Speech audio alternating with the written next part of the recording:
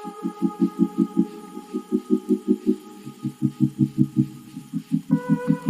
ಒಂದು ಆನಂದವನ್ನ ಅನುಭವಿಸ್ತಾ ಗುರುಗಳ ಪಾದಪದ್ಮಗಳಿಗೆ ಮತ್ತೊಮ್ಮೆ ನಮಸ್ಕರಿಸ್ತಾ ದತ್ತ ಜಯಂತಿಯನ್ನ ಆಚರಿಸ್ತಾ ಇರುವಾಗ ನಾವು ಆ ದತ್ತನ ಒಳಗೆ ಇರುವಂತಹ ಅದ್ಭುತವಾದ ಗುರು ತತ್ವವನ್ನ ನಾವು ಆಸ್ವಾದಿಸಬೇಕು, ಅದು ಗಮನಿಸಬೇಕು. ಗುರು ತತ್ವ ಅನ್ನೋದು ಸಾಮಾನ್ಯ ಅಲ್ಲ. ನಮ್ಮೆಲ್ಲರನ್ನು ಅತ್ಯಂತ ಸುಲಭವಾಗಿ ಹತ್ತಿರಕ್ಕೆ ತಗೊಂಡು ನಮ್ಮೆಲ್ಲರ ಜೀವನವನ್ನು ಉದ್ಧಾರ ಮಾಡುವಂತಹ ಒಂದು ಅದ್ಭುತವಾದ ಶಕ್ತಿ ತತ್ವ ಅದು ಗುರು ತತ್ವದಲ್ಲಿದೆ. ಗುರು ಅನ್ನೋ ಶಬ್ದವೇ ಮಹತ್ತಾದದ್ದು ಅಂತ, ದೊಡ್ಡದು ಅನ್ನೋದಕ್ಕೆ ಅದು ಗುರು ಅನ್ನೋ ಶಬ್ದಕ್ಕೆ ಅರ್ಥ ದೊಡ್ಡದು, ಬೃಹತ್ತಾದದ್ದು, ಮಹತ್ವಾದದ್ದು ಅಂತ. ಅದರ ಮಹತ್ವವನ್ನ ನಾವು ಅರಿಯಕ್ ಸಾಧ್ಯ ಇಲ್ಲ. ಸಮುದ್ರ ಆಳವನ್ನ, ಆಕಾಶದ ಎತ್ತರವನ್ನ ನಾವು ಹೇಗೆ ಅಳಿಯೋಕೆ ಸಾಧ್ಯವಿಲ್ಲವೋ ಅದೇ ರೀತಿ ಪರಮಾತ್ಮನಾದಂತಹ ಸ್ವರೂಪವೇ ಆದಂತಹ ಗುರುವನ್ನ ನಾವು ಅರ್ಥ ಮಾಡ್ಕೊಳ್ಳೋಕೆ ಅದು ಸಾಧ್ಯ ಇಲ್ಲ. ನಮ್ಮ ಸನಾತನ ಧರ್ಮದಲ್ಲಿ ಗುರುವಿನ ಬಗ್ಗೆ ಒಂದು ಅದ್ಭುತವಾದ ಒಂದು ಶ್ಲೋಕ ಇದೆ. ಅದನ್ನು ಒಂದ್ಸಲ ಆ ಶ್ಲೋಕವನ್ನು ಓದ್ತೀನಿ, ಅದರ ಸ್ವಲ್ಪ ಅದರ ಅರ್ಥವನ್ನ ವಿವೇಚನೆ ಸ್ವಲ್ಪ ಮಾಡೋಣ, ಒಂದು 5 ನಿಮಿಷ. ಬ್ರಹ್ಮಾನಂದಂ ಪರಮಸುಖದಂ ಕೇವಲಂ ಜ್ಞಾನಮೂರ್ತಿಂ ದ್ವಂದ್ವಾತೀತಂ ಗಗನ ಸದೃಶಂ ತತ್ವಮಸ್ಯಾದಿ ಲಕ್ಷ್ಯಂ ಏಕಂ ನಿತ್ಯಂ ವಿಮಲಮಚಲಂ ಸರ್ವಧೀ ಸಾಕ್ಷಿಭೂತಂ ಭಾವಾತೀತಂ ತ್ರಿಗುಣರಹಿತಂ ಸದ್ಗುರುಂ ತಂ ನಮಾಮಿ. ಬಹಳ ಇದರ ಅರ್ಥ ಅತ್ಯಂತ ಗಹನವಾಗಿದೆ, ಬಹಳ ದೊಡ್ಡದು ಇದು. ಇದನ್ನ ಈ ಶ್ಲೋಕವನ್ನು ಸ್ವಲ್ಪ ಅರ್ಥ ಮಾಡಿಕೊಂಡ್ರೆ ಒಂದಷ್ಟು ಮಟ್ಟಿಗೆ ನಮ್ಗೆ ಗುರು ಅಂದ್ರೆ ಏನು ಅಂತ ಗೊತ್ತಾಗುತ್ತೆ. ಸದ್ಗುರುವಿನ ಬಗ್ಗೆ ತಿಳಿಸ್ತಾ ಇರುವಂತಹ ಒಂದು ಶ್ಲೋಕ ಇದು. ಸದ್ಗುರು ಪರಮಾತ್ಮನ ಸ್ವರೂಪವೇ ಆಗಿ ಅವತಾರ ತಾಳಿದಂತಹ ಒಂದು ಮಹಾಶಕ್ತಿ. ಅದು ದೈಹಿಕವಾಗಿ ನಮ್ಮೆಲ್ಲರ ಜೊತೆ ಶರೀರ ರೂಪದಲ್ಲಿ ಕಾಣಿಸ್ಕೊಂಡ್ರು ಕೂಡ ಅದರ ಒಳಗೆ ಅವರ ಚೇತನ ಅತ್ಯಂತ ದೊಡ್ಡ ವ್ಯಾಪ್ತಿಯಲ್ಲಿರುತ್ತೆ. ತತ್ವವನ್ನು ನೋಡಿದಾಗ, ಅಧ್ಯಾತ್ಮವನ್ನು ನೋಡಿದಾಗ ನಾವೆಲ್ಲರೂ ಕೂಡ ಶುದ್ಧ ಚೇತನವೇ ಅಂತ ಧರ್ಮ ಹೇಳುತ್ತೆ. ನಾವೆಲ್ಲರೂ ಅತ್ಯಂತ ಪರಿಶುದ್ಧ ಆತ್ಮರೇ, ಆ ಪರಮಾತ್ಮನ ಸ್ವರೂಪವೇ ಅಂತ ಅದು ಹೇಳುತ್ತೆ. ಆದ್ರೆ ನಮಗೆ ಅದರ ಅರಿವಿರಲ್ಲ. ಆದ್ರೆ ಪರಮಾತ್ಮನ ಅರಿವು, ನಾನು ಪರಮಾತ್ಮನ ಒಂದು ಸ್ಥಿತಿಯಲ್ಲಿ ಇದ್ದೇನೆ ಅಂತ ಆ ಭಾವನೆ, ಅದು ಸದ್ಗುರುವಿಗೆ ಅರಿವಿನಲ್ಲಿರ್ತಾರೆ. ಅದು ಅರಿವಾಗೋದಲ್ಲ, ಯಾರ ಪುಸ್ತಕ ಓದಿ ತಿಳ್ಕೊಳ್ಳೋದಲ್ಲ, ಆ ಅರಿವಿನಲ್ಲೇ ನೆಲೆ ನಿಂತಿರೋದು. ಆ ಅರಿವು ಮತ್ತು ಪರಮಾತ್ಮ ಎರಡು ಒಂದೇ ಆಗಿರ್ತಾರೆ. ಸದ್ಗುರು ಆ ಅರಿವಿನ ಸ್ಥಿತಿಯಲ್ಲೇ ಇರ್ತಾರೆ.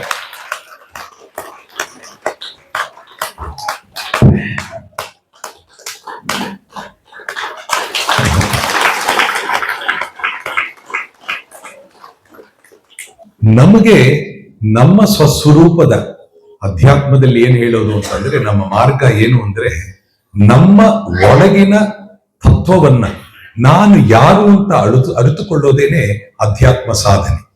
ನಾವೆಲ್ಲ ಏನೇನು ಮಾಡ್ತೀವೋ ಅಲ್ಲಿಗೆ ಕರ್ಕೊಂಡು ಹೋಗುತ್ತೆ. ನಾವು ಏನೇನು ಜೀವನದಲ್ಲಿ ಅಳವಡಿಸ್ಕೊಳ್ತೀವಿ. ಹಾಗೆ ಇಲ್ಲಿ ಆ ಸದ್ಗುರು ಹೇಗೆ ಅಂತಂದ್ರೆ, ಬ್ರಹ್ಮಾನಂದಂ ಪರಮಸುಖದಂ ಕೇವಲಂ ಜ್ಞಾನಮೂರ್ತಿ. ಒಂದೊಂದು ಶಬ್ದ ನಾವು ನೋಡೋಣ. ಸದ್ಗುರು ಯಾವತ್ತೂ ಬ್ರಹ್ಮಾನಂದ ಸ್ಥಿತಿಯಲ್ಲಿರ್ತಾರೆ. ಆನಂದದ ಸ್ಥಿತಿ ಅನ್ನೋದು ನಾವು ಊಹಿಸುವಂತಹ ಒಂದು ಪರಮ ಸುಖದ ಒಂದು ಸ್ಥಿತಿ ಇರ್ಬೋದು. ಆದ್ರೆ ಎಲ್ಲ ಜಗತ್ತಿನ ಆನಂದವನ್ನ ಅಥವಾ ಸುಖವನ್ನ ಮೀರಿದಂತಹ ಒಂದು ಪರಮ ಆನಂದದ ಸ್ಥಿತಿ ಅದು ಬ್ರಹ್ಮಾನಂದ. ಅದು ಸಚ್ಚಿದ ಆನಂದ ಅಂತ, ಪರಮಾತ್ಮನ ಸ್ವರೂಪವೇ ಆನಂದದ ಸ್ಥಿತಿ ಅದು. ಆ ಬ್ರಹ್ಮಾನಂದ ಸ್ಥಿತಿನಲ್ಲಿರೋರು ಗುರುಗಳು, ಸದ್ಗುರುಗಳು. ಪರಮ ಸುಖದ, ಅತ್ಯಂತ ಸುಖದ ಸ್ಥಿತಿ. ನಾವು ಲೌಕಿಕವಾಗಿ ಸುಖ ಅಂತ ಏನ್ ಅನ್ಕೋತೀವೋ ಆ ಸುಖದ ಅಂತಿಮ ಸ್ಥಿತಿನಲ್ಲಿ ಗುರುಗಳಿರ್ತಾರೆ. ಅದು ಸದ್ಗುರುವಿನ ಒಂದು ವ್ಯಕ್ತಿತ್ವ ಆಗತ್ತೆ. ಪರಮ ಸುಖ, ಅಂತ ಸುಖದ ಸ್ಥಿತಿನಲ್ಲಿ ಸದ್ಗುರು ಇರ್ತಾರೆ. ಹಾಗೆ ಅಂತ ಸುಖವನ್ನು ಕೊಡ್ತಾರೆ ನಮಗೆ. ಕೇವಲ ಅದು ಒಂದೇ ಒಂದದು ಅಂತ. ಅಂದ್ರೆ ಇಡೀ ಪ್ರಪಂಚದಲ್ಲಿರುವಂತಹ ಚೈತನ್ಯ, ಶುದ್ಧ ಚೈತನ್ಯ ಅದು ಒಂದೇ, ಅದು ಇಡೀ ವಿಶ್ವವನ್ನ ಆವರಿಸಿಕೊಂಡಿದೆ ಅಂತ. ಆ ಶುದ್ಧ ಚೈತನ್ಯ ಏಕ, ಅದು ಪ್ರತ್ಯೇಕ, ಅದು ವಿಶ್ವದಲ್ಲಿ ಎಲ್ಲ ಕಡೆ ಇರುವಂತಹ ಚೈತನ್ಯ, ಅದು ಕೇವಲ ಅಂತ ಅದನ್ನ ಶಾಸ್ತ್ರಗಳು, ಜ್ಞಾನಿಗಳು ಹೇಳ್ತಾರೆ. ಜ್ಞಾನ ಮೂರ್ತಿ. ಎಲ್ಲ ಜ್ಞಾನವನ್ನು ನಾವು ಲೌಕಿಕವಾಗಿ ಪಡ್ಕೊಳ್ಳುವಂತಹ ಜ್ಞಾನ ಪುಸ್ತಕಗಳು ಓದ್ತೀವಿ, ಗುರುಗಳಿಂದ ತಿಳ್ಕೊತೀವಿ, ಸ್ಕೂಲು ಕಾಲೇಜುಗಳಲ್ಲೆಲ್ಲ ನಾವು ಒಂದು ರೀತಿಯ ಲೌಕಿಕವಾದಂತ ಜ್ಞಾನವನ್ನು ಪಡ್ಕೊಳ್ತೀವಿ. ಆದ್ರೆ ಇದನ್ನೆಲ್ಲ ಮೀರಿದಂತ ಅತ್ಯಂತ ದೊಡ್ಡ ಜ್ಞಾನ ಅದು ಯಾವುದು ಅಂತಂದ್ರೆ ನಮ್ಮನ್ನ ನಾವು ತಿಳ್ಕೊಳ್ಳೋದು, ನಮ್ಮ ಅಸ್ತಿತ್ವವನ್ನು ತಿಳ್ಕೊಳ್ಳೋದು, ನಮ್ಮ ಆತ್ಮ ತತ್ವವನ್ನು ತಿಳ್ಕೊಳ್ಳೋದು. ಆ ಜ್ಞಾನದ ಮೂರ್ತಿಯೇ ಆಗಿರ್ತಾರೆ. ಮತ್ತೆ ಅದನ್ನೇ ಅರಿವಿನಲ್ಲೇನೆ ಆ ಜ್ಞಾನ ಇದೆ. ಆ ಸಂಪೂರ್ಣ ಸತ್ಯಂ ಜ್ಞಾನಂ ಅನಂತಂ ಬ್ರಹ್ಮ ಅಂತ ಉಪನಿಷತ್ತುಗಳು ಹೇಳುತ್ತೆ. ಯಾವತ್ತೂ ನಿಂತಿರೋದು, ಸತ್ಯವಾಗಿರೋದು ಪರಮಾತ್ಮ, ಸಂಪೂರ್ಣ ಜ್ಞಾನವೇ ಪರಮಾತ್ಮ ಅಂತ. ಹಾಗೆ ಅದರ ಒಳಗಡೆನೆ, ಗುರುಗಳ ಒಳಗೇನೆ ಅದ್ಭುತವಾದ ಒಂದು ಜ್ಞಾನ ನಿಂತಿರುತ್ತೆ. ಆ ಜ್ಞಾನ ಸ್ವರೂಪವೇ ಅವರಾಗಿರ್ತಾರೆ. ಜ್ಞಾನ ಮೂರ್ತಿ ಅಂತಂದ್ರೆ ಅವರು ಜ್ಞಾನ ಸ್ವರೂಪರೇ ಆಗಿರ್ತಾರೆ. ಅದು ನಿನ್ನೆ ಕೂಡ ಅಪ್ಪ ನಮ್ಮ ಎಲ್ಲ ಭಜನೆ ಪಲ್ಲಕ್ಕಿ ಎಲ್ಲ ಆದ್ಮೇಲೆ ಯಾರ್ಯಾರು ಇದ್ರೋ ಅವರ ಆ ಜ್ಞಾನದ ತುಣುಕನ್ನ ನಾವು ಅನುಭವಿಸಿರ್ತೀವಿ. ಎಂಥ ಮಾತುಗಳು ಹೇಳಿದ್ರು ನಿನ್ನೆ ಗುರುಗಳು. ಬಹಳ ಅದ್ಭುತವಾದಂತ ಬೋಧನೆಯನ್ನ ನಿನ್ನೆ ಮಾಡಿದ್ರು. ಆ ಒಂದು ಬೋಧನೆ ಸಾಕು ಮನುಷ್ಯನ ಜೀವನ ಸಂಪೂರ್ಣವಾಗಿ ನಾವು ಭವಸಾಗರವನ್ನ ದಾಟೋದಿಕ್ಕೆ. ಅಂತ ಅದ್ಭುತವಾದ ವಿಚಾರನ ಗುರುಗಳು ಹೇಳಿದ್ರು. ಅಂತರಾಳದಲ್ಲಿ ಶಾಂತಿಯನ್ನ, ಅಂತರಾಳಕ್ಕೆ ಹೋಗಿ ಅಲ್ಲಿ ನಿಂತರೆ ಸಾಕು, ಅಲ್ಲಿ ಪರಬ್ರಹ್ಮ ತತ್ವದ ಅನುಭವ ಆಗುತ್ತೆ ಅನ್ನುವಂತ ವಿಚಾರವನ್ನ ನಿನ್ನೆ ಗುರುಗಳು ಬಹಳ ಅದ್ಭುತವಾಗಿ ಹೇಳಿದ್ರು. ಅದನ್ನ ಅದೇ ಸಾಧನೆ. ಅಪ್ಪ ಹೇಳಿದ್ರು ಸುಮ್ಮನೆ ಇರೋದೇ ಸಾಧನೆ ಅಂತ. ಆ ಜ್ಞಾನದ ಸಂಪೂರ್ಣವಾಗಿ ಆ ಜ್ಞಾನ ಒಳಗೆ ಇರುತ್ತೆ ಅವರಿಗೆ. ಅದು ಯಾವ ಕ್ಷಣದಲ್ಲಿ ಹೇಗೆ ಬರಬೇಕು ಅದು ಬರುತ್ತೆ. ಅದು ದ್ವಂದ್ವಾತೀತ. ನಾವು ಲೌಕಿಕ ಪ್ರಪಂಚದಲ್ಲಿ ಎಲ್ಲ ದ್ವಂದ್ವಗಳಲ್ಲಿರ್ತೀವಿ. ಸುಖ ದುಃಖ, ನೋವು ನಲಿವು, ನಮಗೆ ಏಳು ಬೀಳು, ಇಡೀ ವಿಶ್ವ ಮಾನ ಅಪಮಾನ. ಎಷ್ಟ ಮಾತದು. ಮಾನ ಅಪಮಾನ, ಪಾಪ ಪುಣ್ಯ, ಜರಣ ಮರಣ ಎಲ್ಲ ಕೂಡ ನೋಡಿ ಜ್ಞಾನದ ಒಂದು ನಿಧಿಯಿಂದ ಹೇಗೆ ಉದಾಹರಣೆಗಳು ಹೆಂಗ್ ಬರುತ್ತೆ ಅಪ್ಪ. ಅಪ್ಪ ಇದಂತೂ ನಿಜವಾಗ್ಲೂ ಅಲ್ಟಿಮೇಟ್ ವಿಚಾರ ಇದು. ಮನುಷ್ಯನ ಅತ್ಯಂತ ದೊಡ್ಡ ಅಜ್ಞಾನವೇ ನಾನು ನೀನು ಅನ್ನೋ ಭಾವನೆ, ನಾನದು ನೀನದು ಅನ್ನೋ ಭಾವನೆ ಇದೆಯಲ್ಲ, ಅದೇ ನಮಗೆ ದೊಡ್ಡದಾಗಿ ಮರಳು ಮಾಡ್ತಾ ಇರುವಂತಹದ್ದು. ಸುಜ್ಞಾನ ಯಾವುದು ಅಂತಂದ್ರೆ ನಾನು ಅದು ಅನ್ನೋದಿಲ್ಲ, ಎಲ್ಲವೂ ನಾನೇ ಅನ್ನೋದೇನೆ ಸುಜ್ಞಾನ ಆಗುತ್ತೆ. ಪರಮ ಅರಿವು ಏನು ಅಂತಂದ್ರೆ ನಾನು ಎಲ್ಲವೂ ಆಗಿದ್ದೀನಿ ಅಂತ. ಎಲ್ಲ ಜ್ಞಾನಿಗಳು ಆತ್ಮ ಸಾಕ್ಷಾತ್ಕಾರ ಆದವರು ಅವರಿಗೆ ಅರಿವು ಬರೋದೇನಂತಂದ್ರೆ ಓ ನನ್ನ ಆತ್ಮ ಇದು ಅಂತ ಮಾತ್ರ ಅಲ್ಲ, ಅವರಿಗೆ ನನ್ನ ಆತ್ಮ ಅಂತ ಅರಿವು ಆಗ್ತಾನೆ ಎಲ್ಲರಲ್ಲೂ ಇರೋದು ನಾನೇ ಅಂತ ಅವ್ರಿಗೆ ಅರಿವಾಗ್ಬಿಡತ್ತೆ. ಅದಕ್ಕೇನೆ ಗುರುಗಳು ನಮ್ಮ ಹತ್ರ ಎಲ್ಲರೂ ನೋಡ್ತಾ ಇದ್ರೆ ನಮ್ಮನ್ನ ಲೌಕಿಕದಲ್ಲಿರುವಂತಹ ಶರೀರ, ನಮ್ಮ ಜೀವಿಗಳಾಗೂ ನೋಡ್ತಾ ಇರ್ತಾರೆ. ಆದ್ರೆ ಪಾರಮಾರ್ಥಿಕವಾಗಿರುವಂತಹ ನಮ್ಮ ಆತ್ಮತತ್ವವನ್ನು ಅವ್ರು ನೋಡ್ತಾ ಇರ್ತಾರೆ. ಅದರಲ್ಲೇ ಅವರು ನಮ್ಮ ಜೊತೆ ಸಂವಹನ ಮಾಡೋದು. ನಮ್ಮ ಜೊತೆ ಎಲ್ಲಿ ಕನೆಕ್ಟ್ ಆಗಿರ್ತಾರೆ ಅಂತಂದ್ರೆ ನಮ್ಮ ಆತ್ಮ ತತ್ವದ ಮೂಲಕ. ಅದು ಬ್ಯೂಟಿಫುಲ್ ನೆಟ್ವರ್ಕ್, ಅದು ಅದ್ಭುತವಾದ ನೆಟ್ವರ್ಕ್. ಆ ನೆಟ್ವರ್ಕ್ ಮೂಲಕ ನಮ್ಮ ಒಳಗೆ ಅವರು ಅದು ಇಳಿದಿರ್ತಾರೆ. ಹಾಗೆ ದ್ವಂದ್ವಾತೀತ. ಈ ದ್ವಂದ್ವಗಳು ನಮಗೆ ಯಾಕೆ ದ್ವಂದ್ವ ಇದೆ ಅಂತಂದ್ರೆ ಅಜ್ಞಾನದಿಂದ ಇದೆ. ನಮಗೆ ನಮ್ಮ ಮನಸ್ಸು ಅದು ಸೃಷ್ಟಿ ಮಾಡ್ತಾ ಇದೆ ದ್ವಂದ್ವಗಳು ಅಂತ. ಆ ಏಳು ಬೀಳು ಇದು ಎಲ್ಲ ಏನೇನಿದೆಯೋ ಸುಖ ದುಃಖ ಅನ್ನುವಂಥದ್ದೆಲ್ಲ ಅದು ನಿಜವಾ ಅಂತ ಅಂದ್ರೆ ಅದು ನಿಜ ಅಲ್ಲ. ಅದು ದ್ವಂದ್ವದ ಸ್ಥಿತಿನಲ್ಲಿ ಮಾತ್ರ ನಾವು ಅನುಭವಿಸ್ತೀವಿ. ನಿಜವಾಗಲೂ ಮನುಷ್ಯ ಅದನ್ನೆಲ್ಲ ಮೀರಿದವನು. ಮನುಷ್ಯ ಅಂತಂದ್ರೆ ದೇಹ ಅಲ್ಲ, ಅವನು ಆತ್ಮದ ತತ್ವದಿಂದ ಅದನ್ನೆಲ್ಲ ಮೀರಿದವನು ಅಂತ. ದ್ವಂದ್ವದ ಅತೀತದಾಗಿದ್ದಾನೆ ಸದ್ಗುರುವು. ಗಗನ ಸದೃಶಂ. ನನಗೆ ನಿಜವಾಗ್ಲೂ ಅಪ್ಪನ್ ನೋಡಿದಾಗ್ಲೆಲ್ಲ ಆ ಪುಳಕಿತನಾಗ್ತೀನಿ ಆ ಮಾತನ್ನು ಕೇಳಿದ್ರೆ. ಗಗನ ಸದೃಶಂ ಅಂತಂದ್ರೆ ಗಗನದಂತೆ ಅಂತ, ಆಕಾಶದಂತೆ ಸದ್ಗುರು ಇರ್ತಾರೆ ಅಂತ. ಪರಮಾತ್ಮನು ಅಷ್ಟೇ ಆಕಾಶದಂತೆ. ಆಕಾಶ ತತ್ವವೇ ಪರಮಾತ್ಮ. ಅದು ಚಿದಂಬರಂ ಅನ್ನುವಂಥ ಒಂದು ಶಬ್ದ ಕೂಡ ಬಳಸ್ತಾರೆ. ಚಿದಾಕಾಶದಲ್ಲಿ ನೆಲೆ ನಿಂತಿರೋನು, ಚಿದಾಕಾಶವೇ ಅವನು, ಆಕಾಶ ತತ್ವ ಅಂತ. ಆಕಾಶ ಹೇಗೆ ಇದು ಅಂತ ನಾವು ಬಿಟ್ಟು ಮಾಡಿ ತೋರ್ಸಕ್ಕಾಗಲ್ಲ. ಆಕಾಶ ಎಲ್ಲಿದೆ ಅಂತ ಅಂದ್ರೆ ಈಗ ತಾನೇ ನಾವು ಅದನ್ನ ಮಾತಾಡ್ಕೊತಾ ಇದ್ವಿ. ಆಕಾಶ ಎಲ್ಲಿದೆ? ಸಾಮಾನ್ಯವಾಗಿ ಏನ್ ಅನ್ಕೋತೀವಿ ಎಲ್ಲರೂ ನಮಗೆ ಪಾಠ ಕಲ್ತಿರೋದು ಆಕಾಶ ಅಲ್ಲಿದೆ, ಎಷ್ಟೋ ಸಾವಿರಾರು ಕಿಲೋಮೀಟರ್ ಆಚೆ ಇದೆ ಅಂತ ಭಾವಿಸ್ತೀವಿ.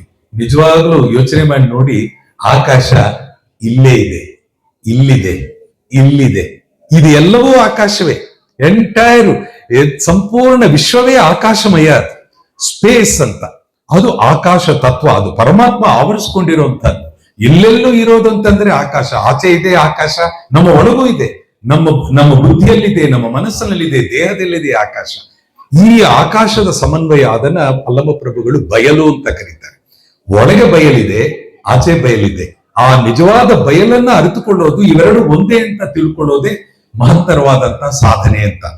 ಹಾಗೆ ನಮ್ಮ ಗುರುಗಳು ಅಂಥ ಒಂದು ಸ್ಥಿತಿನಲ್ಲಿ ಗಗನ ಸದೃಶವಾಗಿರ್ತಾರೆ ಅಂತ. ಆ ಗಗನ ಸದೃಶವಾಗಿರೋದ್ರಿಂದಾನೇ ನಮ್ಮೆಲ್ಲರ ಒಳಗೆ ವ್ಯಾಪಿಸಿರ್ತಾರೆ ಅವರು. ತತ್ವಮಸ್ಯಾದಿ ಲಕ್ಷ್ಯಂ, ಇದು ನಮ್ಮ ಎಲ್ಲ ಉಪನಿಷತ್ ಸಾರ. ನೀವೆಲ್ಲ ಕೇಳಿರ್ತೀರ ತತ್ವಂ ಅಸಿ ಅಂತ. ಅಂದ್ರೆ ನೀನು ಅದು ಆಗಿದೆಯಾ ಅಂತ. ಅಪ್ಪ ಈಗೇನ್ ಹೇಳಿದ್ರು, ಅಜ್ಞಾನ ಯಾವುದು ಅಂತಂದ್ರೆ ನಾನು ಬೇರೆ ಅದು ಬೇರೆ ಅನ್ನೋ ಭಾವನೆ. ಆದ್ರೆ ತತ್ವಮಸಿ ಅಂತಂದ್ರೆ ತತ್ವಂ ಅಸಿ, ಅದು ನೀನೇ ಆಗಿದೆಯಾ ಅಂತ. ಪರಮಾತ್ಮ ತತ್ವ ಏನಿದೆಯೋ ಅದು ನೀನೇ ಆಗಿದೆಯಾ ಅಂತ ಹೇಳೋದು ತತ್ವಂ ಅಸಿ ಅಂತ. ಇದು ಮಹಾವಾಕ್ಯ ಅಂತ. ಇದು ಉಪನಿಷತ್ತುಗಳ ಮಹಾವಾಕ್ಯಗಳಲ್ಲಿ ಒಂದದು. ಹಾಗೆ ಅಯಮಾತ್ಮ ಬ್ರಹ್ಮ, ಸತ್ಯಂ ಜ್ಞಾನಂ ಅನಂತಂ ಬ್ರಹ್ಮ, ಇವೆಲ್ಲಾನು ಸರ್ವಂ ಕಲ್ವಿದಂ ಬ್ರಹ್ಮ, ಪ್ರಜ್ಞಾನಂ ಬ್ರಹ್ಮ ಅಂತ ಇದೆಲ್ಲ ಕೂಡ ಉಪನಿಷತ್ತಿನ ಮಹಾವಾಕ್ಯಗಳು. ಆ ತರ ತತ್ವಮಸಿ ಅಂತ ತಿಳ್ಕೊಳ್ಳೋದೇನೆ ಅತ್ಯಂತ ದೊಡ್ಡ ಒಂದು ವಿಚಾರ ಆಗಿರುತ್ತೆ. ಅಂತಿಮ ಸ್ಥಿತಿ ಅದೇನೆ, ಅದನ್ನ ಅರಿತುಕೊಳ್ಳೋದು. ಹಾಗೆ ತತ್ವಮಸ್ಯಾದಿ ಲಕ್ಷ್ಯಂ, ಅದು ನಾನು ಅದೇ ಆಗಿದ್ದೀನಿ ಅರಿವಿನಲ್ಲಿ ಸ್ಥಿರವಾಗಿ ನಿಂತಿರೋದೇ ಸದ್ಗುರು. ಯಾವತ್ತೂ ಆ ಅರಿವಿನಲ್ಲಿ ನಿಂತಿರ್ತಾರೋ ಅದು ಸಂಪೂರ್ಣವಾಗಿರುತ್ತೆ.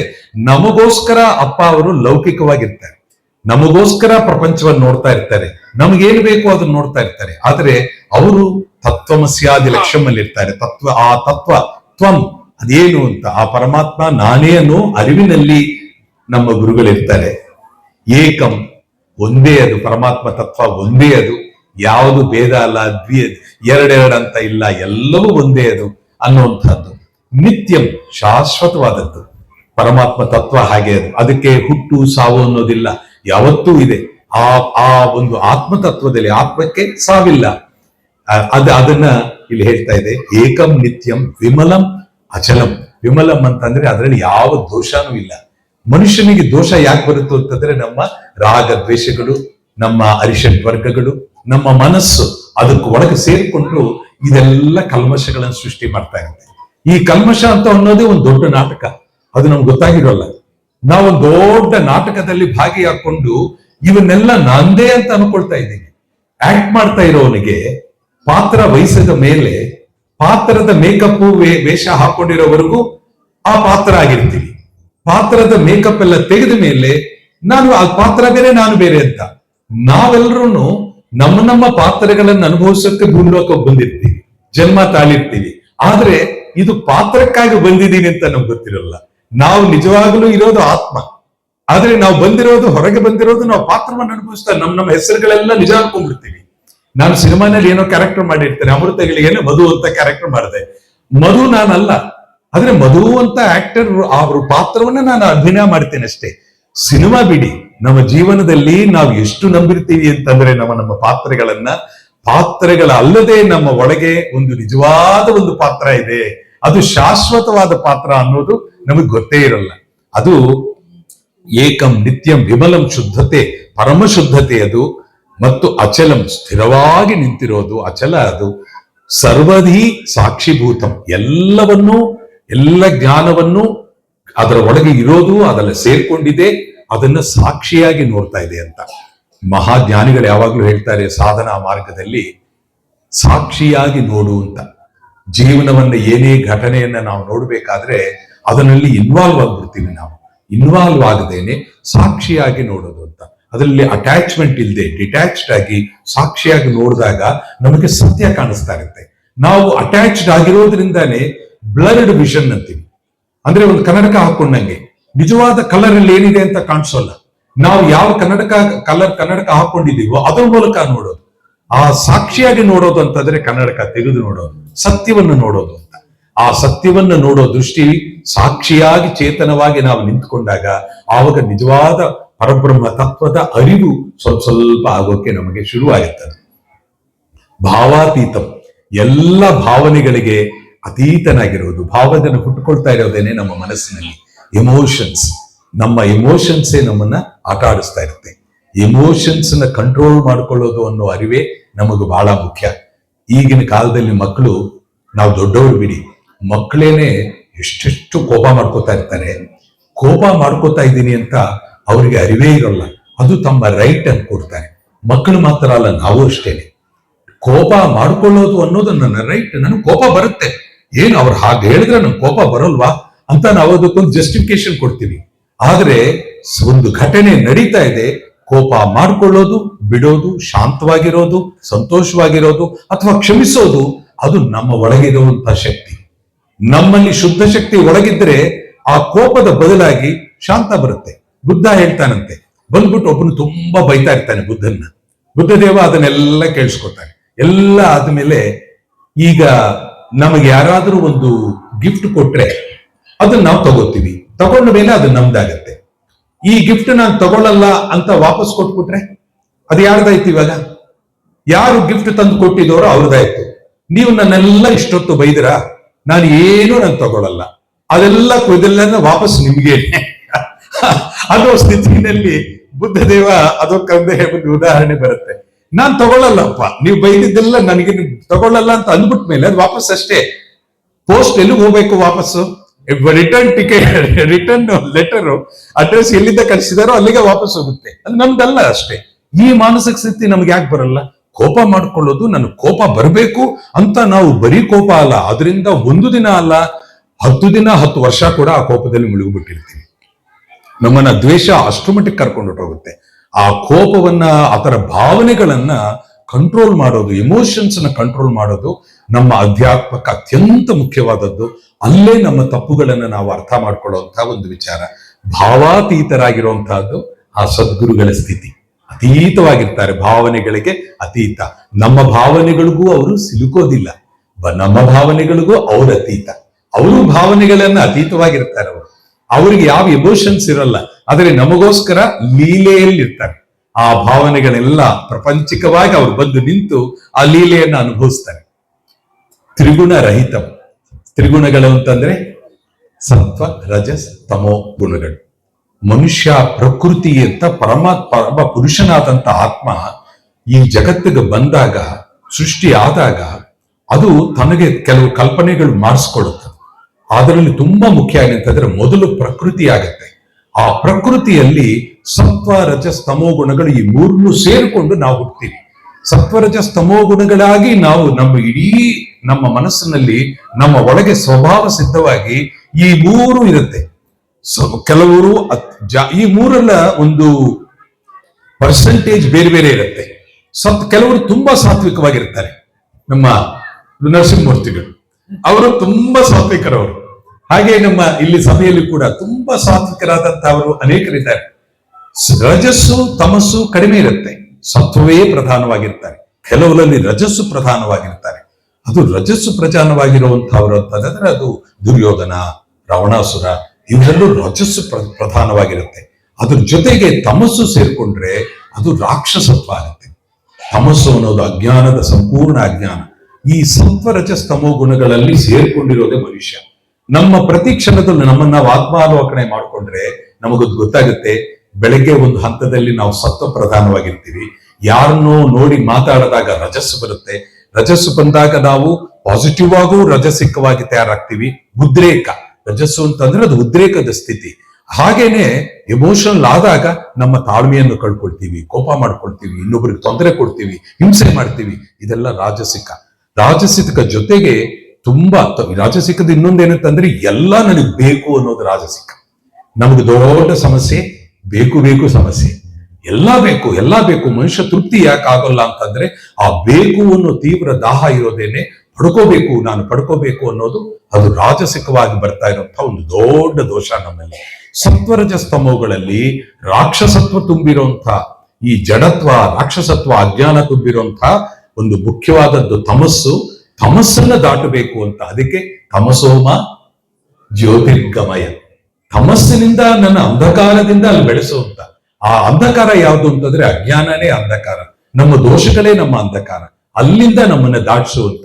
ಹಾಗೆ ತ್ರಿಗುಣ ರಹಿತಂ, ಆ ತ್ರಿಗುಣಗಳು ಮೂರನ್ನು ಭಗವದ್ಗೀತೆಯಲ್ಲಿ ಕೂಡ ತುಂಬಾ ಅದ್ಭುತವಾಗಿ ಆ ಮಾತು ಬರುತ್ತೆ. ತಮಸ್ಸನ್ನ ಮೀರಿದ್ದು ರಜಸ್ಸು, ರಜಸ್ಸನ್ನ ಮೀರಿದ್ದು ಸತ್ವ, ಸತ್ವದಲ್ಲೇ ನೆಲೆ ನಿಂತಿರುವವರು ಸಂತರು ಸಾತ್ವಿಕರು ಅವರೆಲ್ಲರೂ. ಆದರೆ ಮುಕ್ತಿ ಪಡಿಬೇಕಾದ್ರೆ ಸತ್ವವನ್ನು ದಾಟು ಅಂತ ಹೇಳ್ತಾರೆ. ಅದು ತ್ರಿಗುಣಾತೀತ ಸ್ಥಿತಿ. ನಮ್ಮ ದತ್ತಾತ್ರೇಯರ ಒಂದು ಭಜನೆಗಳಲ್ಲಿ ಹೆಸರುಗಳಲ್ಲಿ ಏನ್ ಬರುತ್ತದು? ತ್ರಿಗುಣಾತೀತ ದತ್ತಾತ್ರೇಯ ಅಂತ. ದತ್ತಾತ್ರೇಯನ ಒಂದು ವಿಶೇಷವಾದ ತತ್ವವೇ ತ್ರಿಗುಣಾತೀತನಾಗಿರೋದು. ಅದು ಮಹಾಗುರುವಿನ ಒಂದು ದೊಡ್ಡ ಲಕ್ಷಣ ಅದು. ಹಾಗೆ ತ್ರಿಗುಣ ರಹಿತಂ ಸದ್ಗುರು ತಂ ನಮಾಮಿ, ಅಂಥ ಸದ್ಗುರುವಿಗೆ ನಾನು ಭಕ್ತಿಪೂರ್ವಕವಾಗಿ ನಾನು ನನ್ನ ನಮಸ್ಕಾರಗಳು ತಿಳಿಸ್ತೀನಿ ಅಂತ. ಇದು ನಾವು ಸ್ಮರಣೆ ಮಾಡ್ಕೊತಾ ಇರ್ಬೇಕು ಒಂದೊಂದು ಕ್ಷಣ. ನಾನು ಅನ್ಕೋತಾನೆ ಇದ್ದೆ, ಒಂದು ಬ್ರಹ್ಮಾನಂದಂ ಅಂತ ತಿಳ್ಕೊಂಡ್ರೆ, ಅಪ್ಪ ಬ್ರಹ್ಮಾನಂದ ಬ್ರಹ್ಮಾನಂದ ಬ್ರಹ್ಮಾನಂದ ಅಂತ ನಾವು ಸ್ಮರಿಸ್ಕೊಳ್ತಾ ಇದ್ರೆ ಆ ಜ್ಯೋತಿ ನಮ್ಮಲ್ಲಿ ಅದು ಬೆಳಗ್ತಾ ಹೋಗುತ್ತೆ. ಅವನು ಪರಮ ಸುಖದಂ ತತ್ವಮಸ್ಯಾದಿ ಲಕ್ಷ್ಮಂ ಎಂಬ ತ್ರಿಗುಣ ರಹಿತಂ. ಈ ವಿಚಾರಗಳನ್ನ ನಾವು ಮನಸ್ಸಲ್ಲಿ ಭಾವನೆಗಳನ್ನ ನಾವು ತಂದುಕೊಂಡಷ್ಟು ನಮಗೆ ನಾವು ಅಪ್ಪನ ಜೊತೆ ಸೇರ್ಕೋತಾ ಹೋಗ್ತೀವಿ, ಕಡೆಗೆ ಅಪ್ಪ ಆಗ್ತೀವಿ. ಅಪ್ಪನ ಕೆಲಸನೇ ಅದು. ನಮ್ಮ ಜೀವನದ ದೊಡ್ಡ ಲಕ್ಷ್ಯವೇ ತತ್ವಮಸಿ ಅಂತ. ಆಕ್ಚುಲಿ ನಾನು ಅಪ್ಪ ಒಂದೇ ಆಗ್ಬೇಕು, ಅದೇ ನಮ್ದು. ಅಪ್ಪ ಏನ್ ಮಾಡ್ತಾ ಇರ್ತಾರೆ ಪ್ರತಿ ಕ್ಷಣವೂ ಕೂಡ ನಮ್ಮನ್ನ ತಾನಾಗಿ ಮಾಡ್ಕೊಳ್ಳುವಂತ ಒಂದು ಪ್ರಯತ್ನದಲ್ಲಿರ್ತಾರೆ. ಅದು ನಮ್ಗೆ ಗೊತ್ತಾಗ್ತಾ ಇರೋಲ್ಲ, ಕಾರಣ ನಮ್ಮ ಅಜ್ಞಾನ.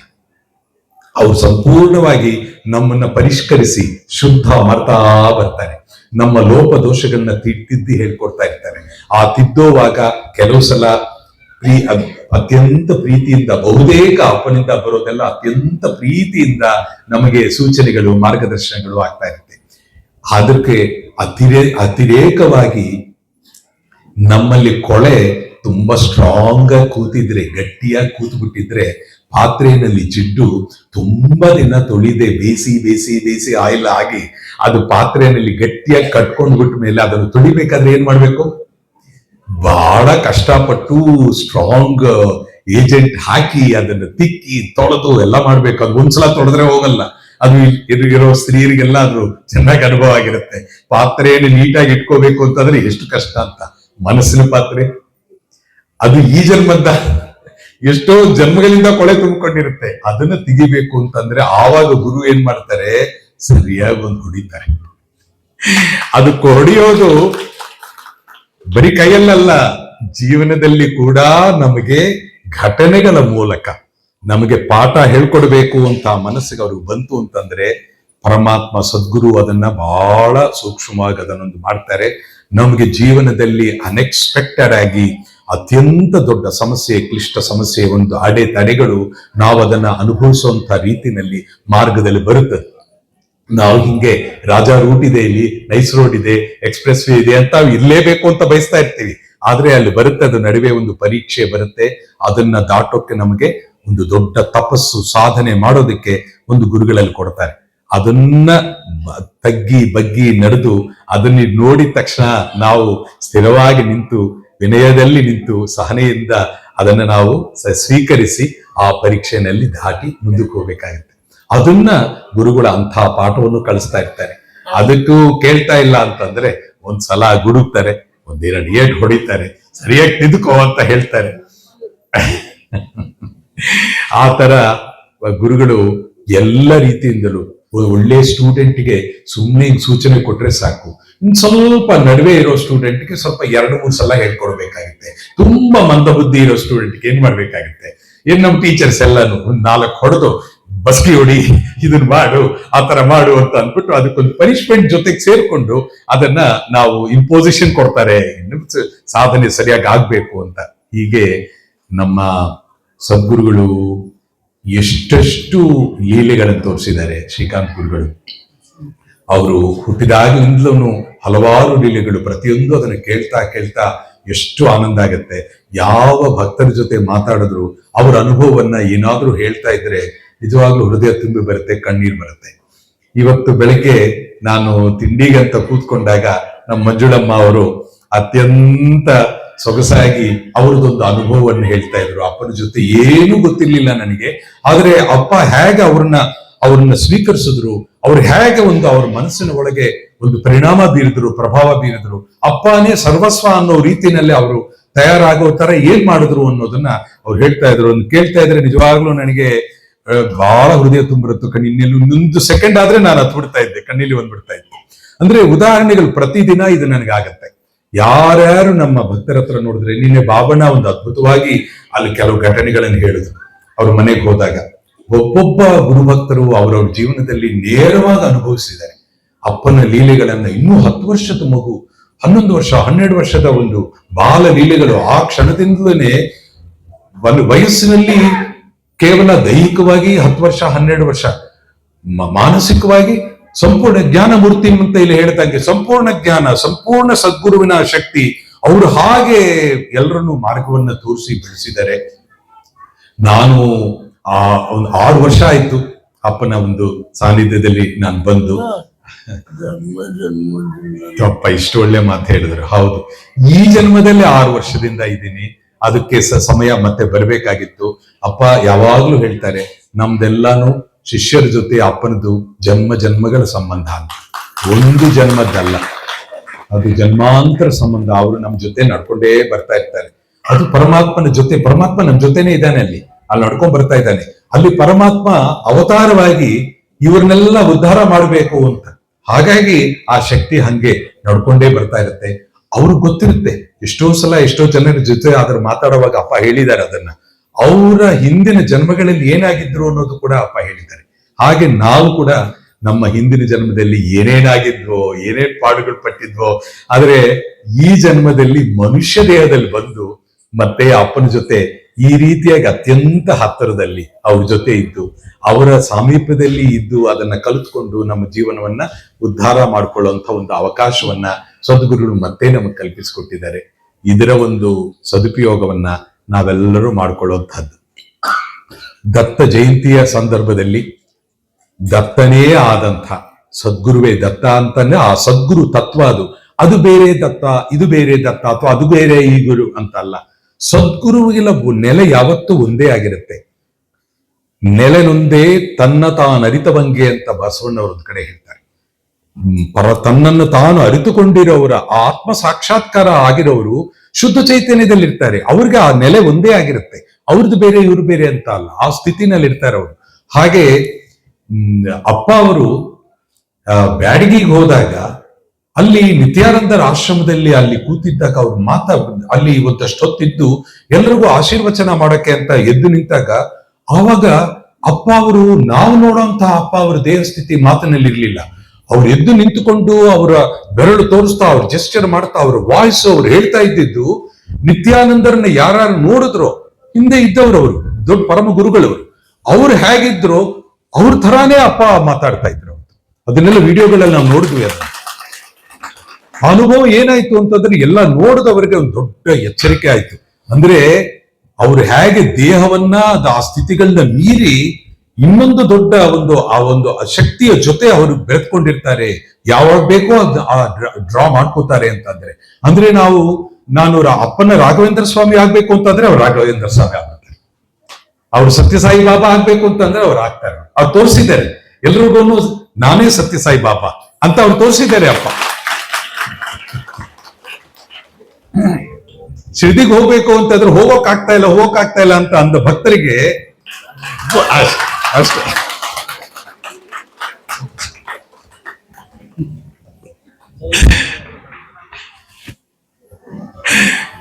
ಅಪ್ಪ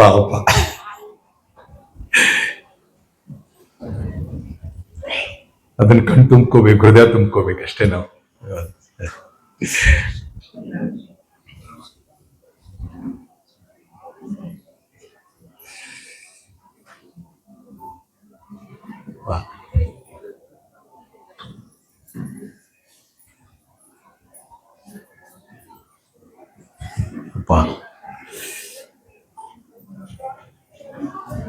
ತುಂಬಾ ನಾವು ಸೂಕ್ಷ್ಮವಾಗಿದ್ರೆ ನಾವು ನಿಜವಾಗ್ಲೂ ಸತ್ಯ ಸಾಯಿಬಾಬಾ ನೋಡ್ಬೋದು. ಲೈಫಾಗಿ ಮಾತ್ರ ಅಲ್ಲ, ಅದು ಸೂಕ್ಷ್ಮತೆ ನಮಗೆ ಸ್ವಲ್ಪ ಹೊರಗಿನ ಪ್ರಪಂಚ ತೆಗೆದು ಒಳಗೋಗಿ ನೋಡ್ಬಿಟ್ರೆ, ಒಳಕಣ್ಣು ಅಂತಾರಲ್ಲ, ಅಲ್ಲಿ ಯಾವ ರೂಪದಲ್ಲಿ ಬೇಕೋ ಹಂಗೆ ಪರಮಾತ್ಮ ನಮಗೆ ತೋರಿಸ್ತಾರೆ. ಅದನ್ನೇ ಕಾಮರೂಪಿ ಅಂತ ಪರಮಾತ್ಮನಿಗೆ ಅದು ಹೆಸರು. ಯಾವ ರೂಪ ಬೇಕೋ ಅದು ತಗೊಳ್ಳುವಂತ ಒಂದು ಶಕ್ತಿ. ಅದನ್ನು ನೋಡಕ್ಕೆ ಇದನ್ನು ಮೀರಿ ಹೋಗ್ಬೇಕಷ್ಟೇ ನಾವು. ಹಾಗೆ ಇದೆಲ್ಲವನ್ನು ಇಂಥ ಒಂದು ಸೌಭಾಗ್ಯ, ಇಂಥ ಒಂದು ಅವಕಾಶ ನಮಗೆ ಗುರುಗಳು ಕಲ್ಪಿಸಿಕೊಟ್ಟಿದ್ದಾರೆ. ಎಲ್ಲರನ್ನು ಪ್ರೀತಿಯಿಂದ ಬನ್ನಿ ಬನ್ನಿ, ನನ್ನ ಹತ್ರಕ್ಕೆ ಬನ್ನಿ, ನಾನು ಉದ್ಧಾರ ಮಾಡ್ತೀನಿ ಅಂತ ಕರೆ ಕೊಡ್ತಾ ಎಲ್ಲ ಆತ್ಮಗಳನ್ನ, ಜೀವಾತ್ಮಗಳನ್ನ ತಮ್ಮ ಹತ್ರ ಸೆಳೆದುಕೊಳ್ತಾ ಇದ್ದಾರೆ.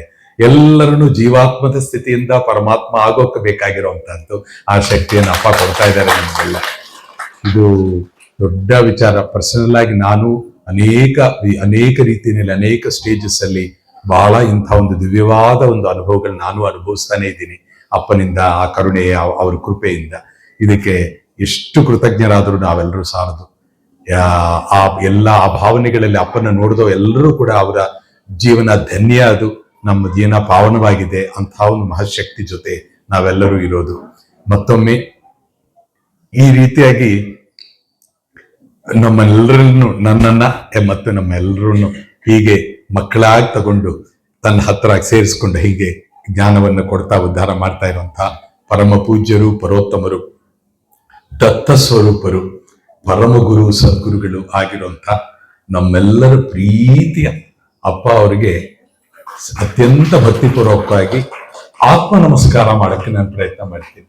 ಆತ್ಮ ಸಮರ್ಪಣೆ ಮಾಡಿಕೊಳ್ಳುವಂತ ಒಂದು ಶಕ್ತಿನ ಗುರು ಅಪ್ಪ ನೀವೇ ಸಂಪೂರ್ಣ ಅಂತ ಎಲ್ಲವನ್ನೂ ಬಿಟ್ಟುಬಿಡುವಂತಹ ಒಂದು ಸ್ಥಿತಿ, ಆ ಕ್ಷಣವನ್ನ ಅಪ್ಪನ ಕೃಪೆಯಿಂದ ಆಗ್ಲಿ ಅಂತ ನಾನು ಭಕ್ತಿಪೂರ್ವಕವಾಗಿ ಪ್ರಾರ್ಥಿಸ್ತೀನಿ. ಎಲ್ಲರಿಗೂ ಗುರುವಿನ ಅನುಗ್ರಹ ಸಂಪೂರ್ಣವಾಗಿರಲಿ, ಒಳ್ಳೆಯದಾಗಲಿ. ನಮಸ್ಕಾರ.